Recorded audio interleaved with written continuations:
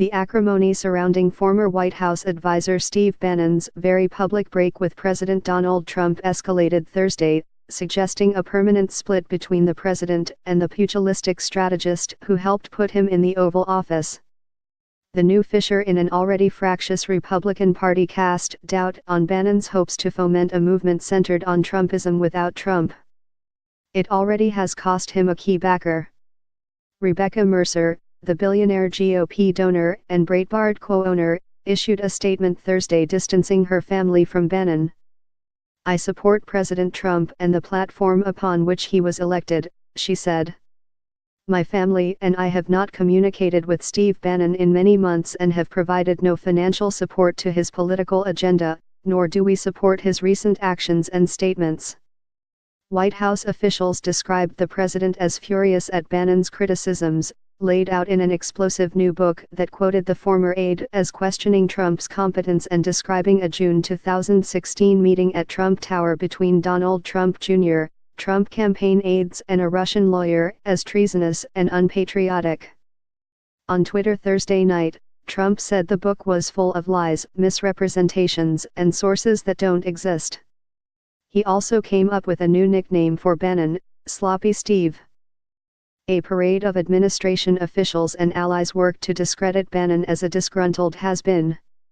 White House Press Secretary Sarah Huckabee Sanders went so far as to suggest that Bannon ought to be booted from Breitbart, the populist website he helps run. "I certainly think that it's something they should look at and consider," she said.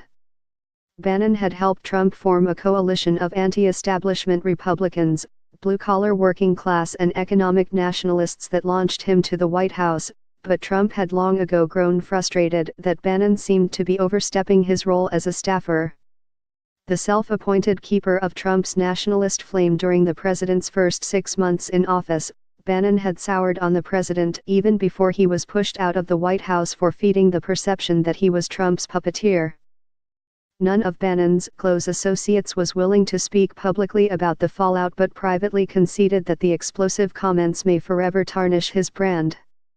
Bannon's political appeal had been deeply tied to the perception that he was an ally of Trump's.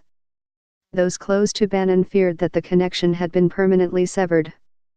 President Donald Trump marshaled both his West Wing and his personal legal team Thursday against a new book that portrays him and his administration as incompetent and erratic, threatening possible libel charges against its author, its publisher, and his former chief strategist, who's provocative.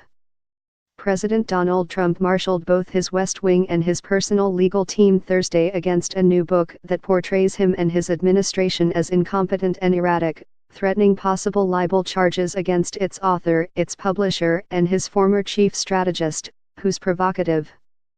Bannon was preparing to launch a nonprofit organization designed to help give Trump's brand of conservatism populism a permanent base.